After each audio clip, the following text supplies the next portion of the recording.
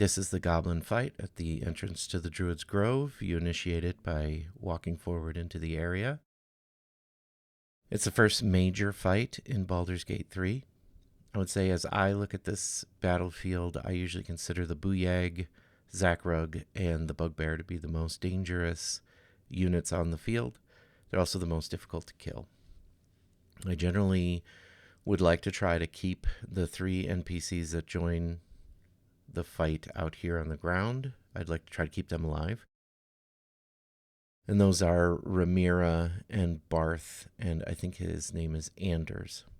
There is a mechanic to this fight. Zevlor is another NPC. He's in the Druid's Grove, and he's scripted to blow the horn, which applies a rallied buff.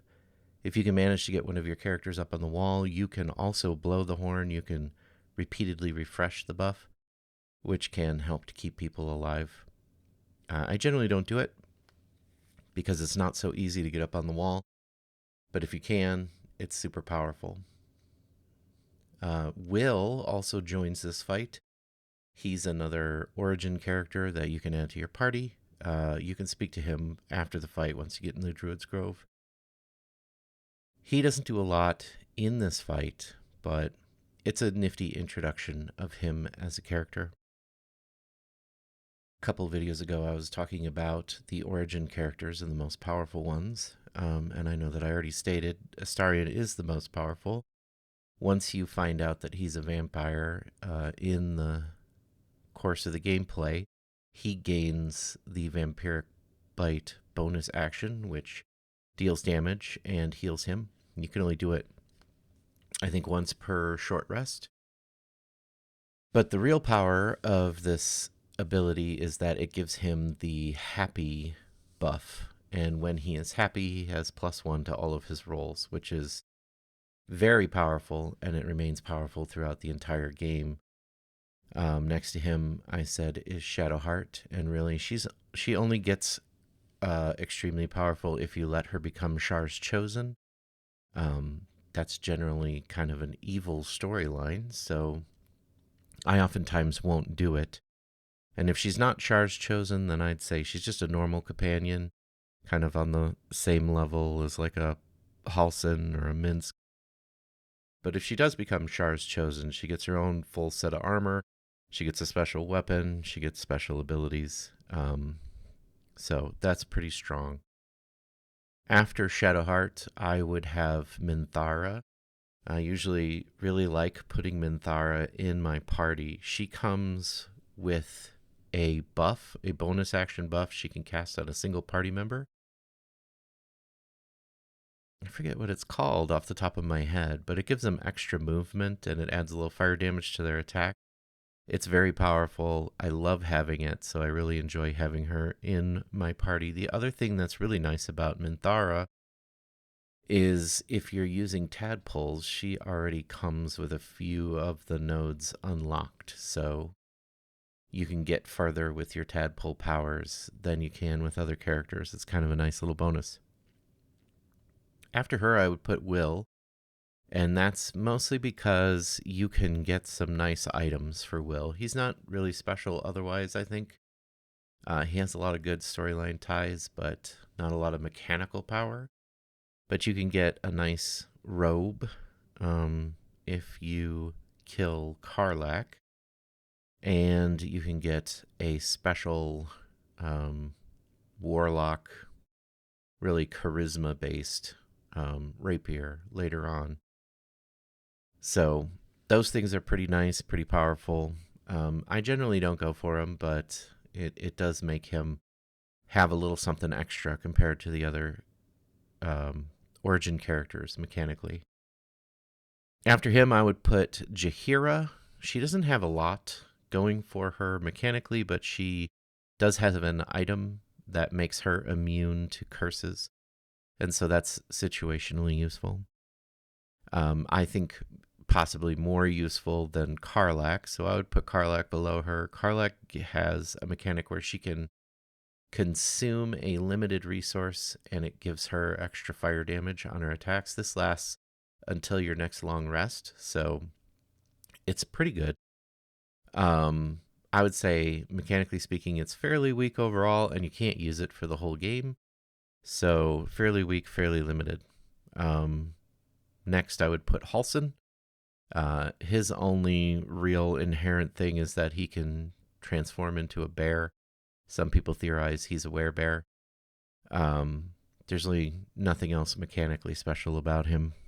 Then there's Minsk, who comes with kind of like a souped up find familiar in the form of Boo. Again, it's useful, but it's not super powerful. And then lastly, I would put Gale. Gale is great for the roleplay element, but he doesn't really have any mechanical power.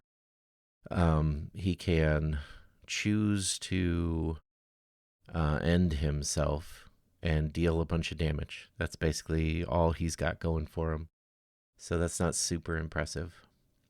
Um, so yeah, that's how I would rate the origin characters. I think it's worth doing a playthrough with each of them, just kind of to hear their storyline and experience their role play elements. But if you're looking for just straight power, I would say you want Astarion, Shadowheart, and Minthara. That's your most powerful option.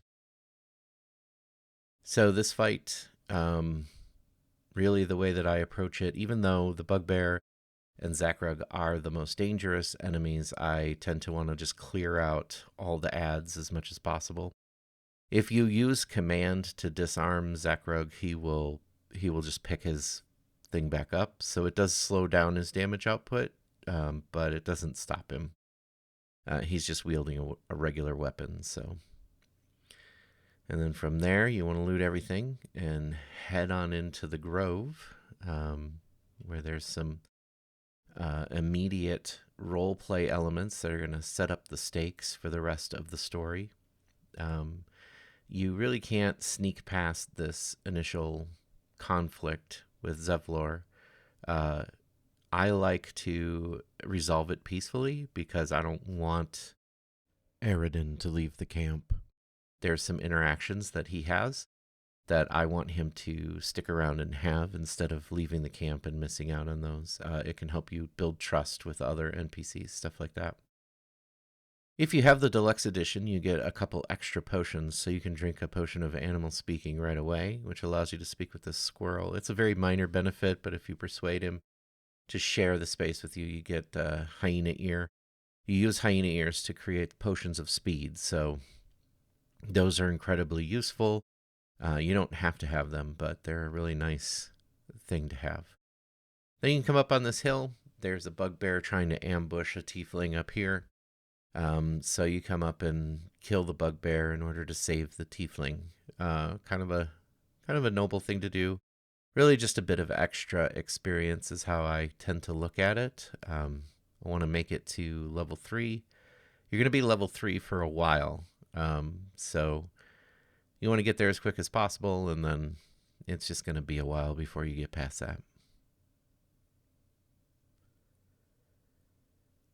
Usually after I get to level 3, that's when I'm going to head back to camp and start respecking my champions to whatever build I've decided to use for each one. Right now I just have the defaults. So Shadowheart is a trickery priest, and Lae'zel is a fighter, and Astarion is an assassin. I think for this run, I do have some very interesting builds in mind, but definitely the main source of damage and control is going to come from the main character, Baevielle, because she's going to be a Shadow Blade based character, so she's going to start hitting things for a lot of damage. But all that will be for next time. We're going to wrap up here on just killing the bugbear.